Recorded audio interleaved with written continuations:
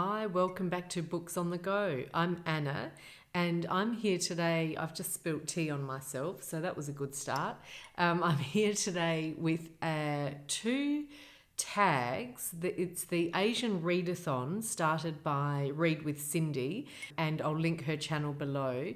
And in conjunction with that, on Instagram, there's the hashtag API celebration, which is to celebrate Asian and Pacific Islander Heritage Month.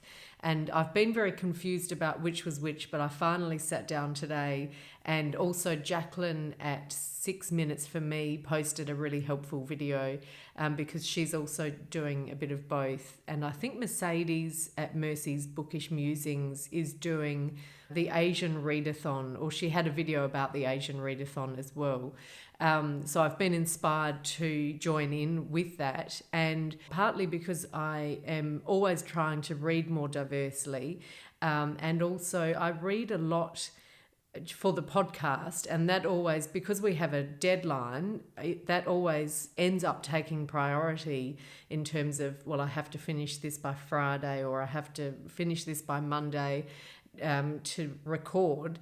And so a lot of the books on my TBR get left, and some of those I've been wanting to get to by Asian authors. So this was a good prompt to pick those up and hopefully get to them in May. A couple of years ago, I did I think it was Read Around the World Challenge on Litsy, and you read a book each month from a different country, and one of them was Thailand. And I remember just thinking, I actually had no books by authors from Thailand, and I ended up reading a wonderful book by Prabda Yoon, I think it was, published by Tilted Axis Press.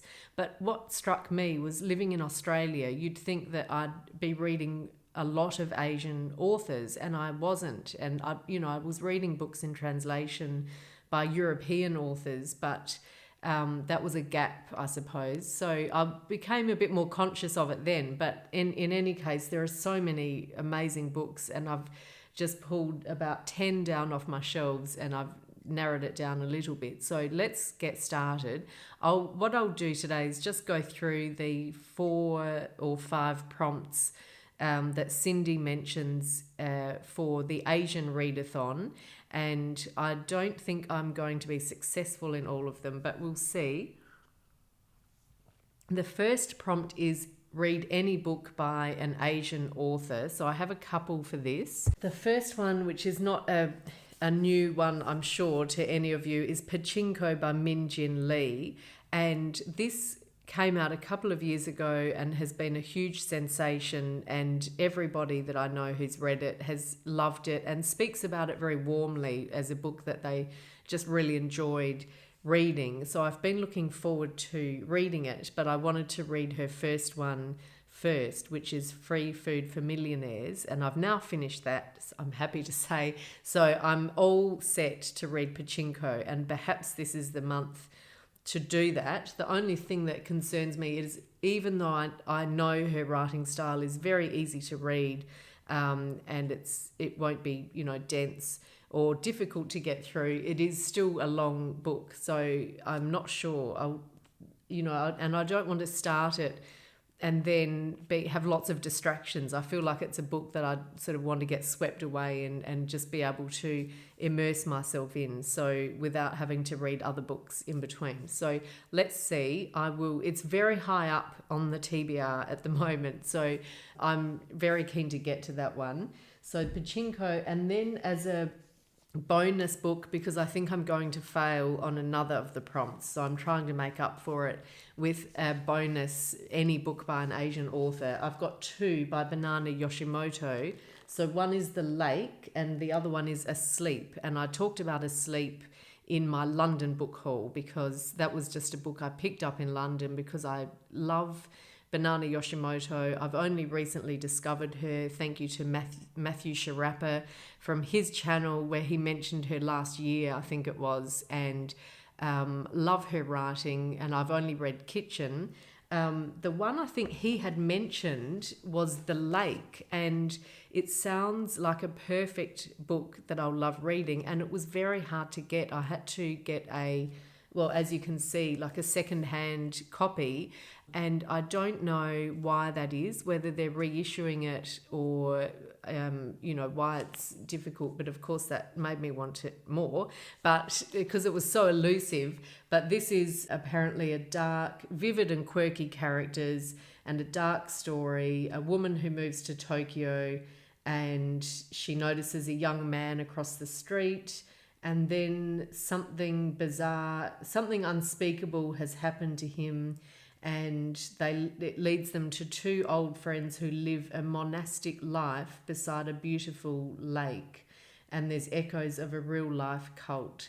So it just sounds really intriguing and mysterious, and I love her sort of quirky sensibility. So that one I've been meaning to get to for a long time, and I don't know why I haven't just picked it up, and it's not very long. So I'm optimistic that this could be something I get through in May. And the one that I just bought recently is 3 stories, and so again quite approachable, and that's Asleep. So I will get to one of these, I think, so either The Lake or Asleep, for the Asian Readathon. And the next prompt is a graphic novel with an Asian character. And I just don't do I don't have any graphic novels. I don't tend to read them. I prefer words. I appreciate good graphic novels in that some of them have really stunning artwork, and I like that, but I don't find that doesn't do as much for me as immersing myself in a novel with words, if that makes sense. So I've got nothing for that one. That's just, and I don't know, there's something in me that wants to, check every box, and so that bothers me. But yeah, at the same time, let's move on. I'm not going to worry about it. So graphic novel is a cross. 3 is a book featuring an intersectional Asian character, including, for example, a character who's queer or disabled or neurodiverse. And I actually have a couple for this, because again, I'm trying to overcompensate for the lack of graphic novels. One is, recently 2 books arrived for me from Tilted Axis Press, and I cannot remember if I perhaps subscribed to Tilted Axis, so it's part of a regular delivery that will start happening, which is wonderful, or if I specifically ordered these books, or if they've just been sent to me and I don't know which it is. So it was just like a gift that arrived and a surprise, which is lovely. And both of them I think I'll talk about in this video, but one of them is called Sergius Seeks Bacchus by Norman Erikson Pasaribu, and translated by Tiffany Tsao. So that's that one, and they're gorgeous covers. I love the Tilted Axis editions. And what it says in the blurb is that it's a heartbreaking and humorous rumination on what it means to be in the minority in terms of sexuality, ethnicity, and religion.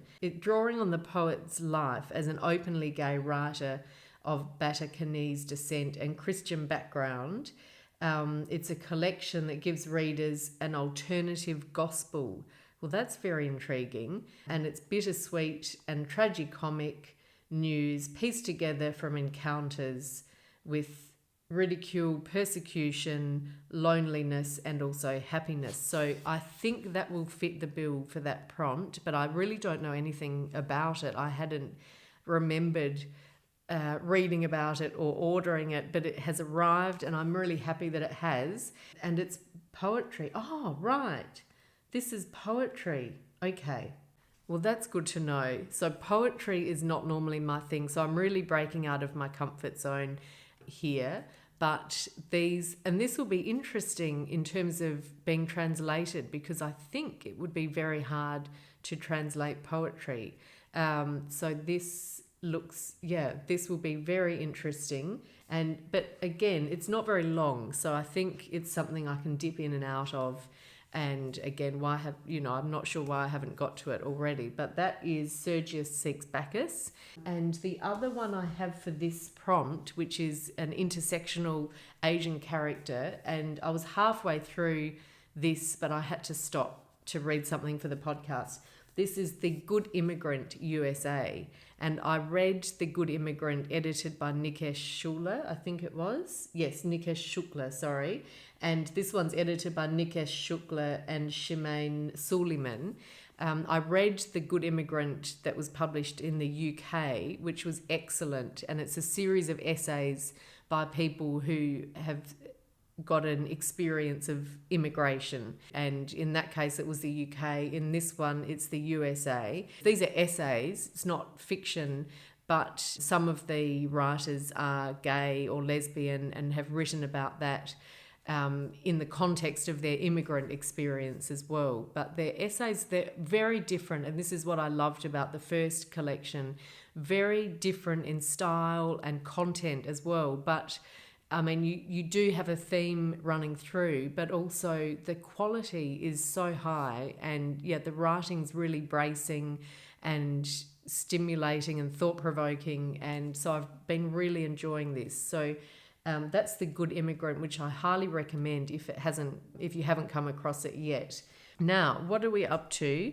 The fourth prompt is an Asian author in their own language translated. So I have got, again, two for this one, and the first one is the other of the Tilted Axis books that arrived very excitingly, and this is Tokyo Ueno Station by Miri, and it's translated by Morgan Giles. It's set in Japan, and the character is on the what's the word I'm looking for, living in poverty or in a rough neighborhood in Tokyo, but it's dealing with the issue of the imperial family or dynasty, and it starts in 1933, the same year that the emperor is born, and the main character is Kazu, and there's sort of this series of coincidences relating to a park near Ueno Station. I'm butchering all these names. Sean the Bookmaniac can correct me about the pronunciation of that one. And it's here that Kazu's life began, and he's a labourer in the run-up to the 1964 Olympics. And then he goes to the homeless villages, traumatised by the 2011 tsunami, and then he's enraged by the announcement of the 2020 Olympics. That is really interesting because those Olympics are coming up next year, and we're hoping to go to Tokyo at some stage next year, maybe coinciding with the Olympics, and so this will give me a completely different perspective on all of that. And that is Tokyo Ueno Station. So looking forward to that one, and again, it's not too long, so I feel confident about that. The other one, which I have just read, but I wanted to mention because I read it in May, so it's all good for the readathon, is At Dusk by Hwang Sok-Yong, and this is a really beautiful, quiet book.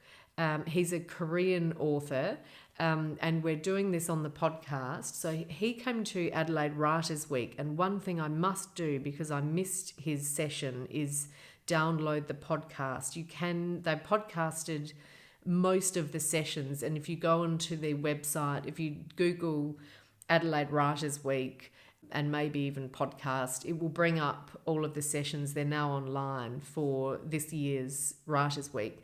And so I must go on and I want to listen to the interview with him because I'm quite fascinated to know more about this. It's the story of an elderly man who is or has been an architect, very successful in Seoul, in Korea, and his name is Park Min-woo, but it goes back to his childhood, and he started off living in slums, and he had a friend a girl called Cha Suna, and we also follow her story, and she hasn't ended up as well off as he has, and in fact she's never really escaped that poverty of their childhood. So at first I found it a little bit confusing because it's told in the first person for at least one of the narrators, even though, and so you're not quite sure who you're with, and getting to know the names, and the names are quite some of them have the same name and so on, and I found that a little bit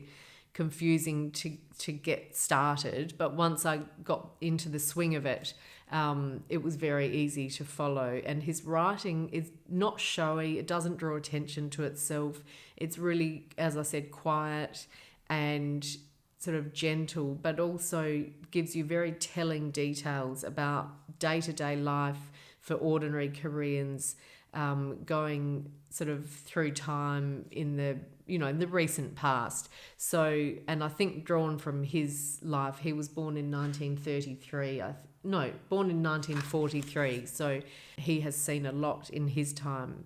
Yeah, it was a really lovely book that gives you a slice of life in Seoul, Korea.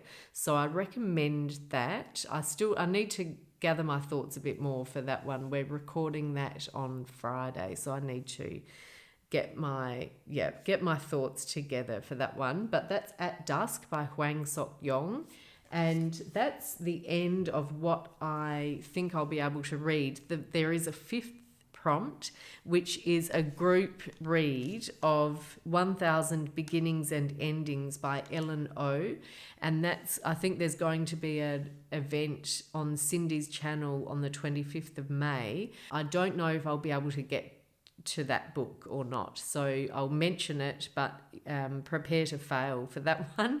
But anyway, there's a lot of wonderful Asian books out there. These are some that are on my shelves, but there are others as well that I'm keen to get to. So let me know if you're participating or reading any books by Asian authors this month, and I'd love to hear any recommendations, and I'll see you soon. Bye for now.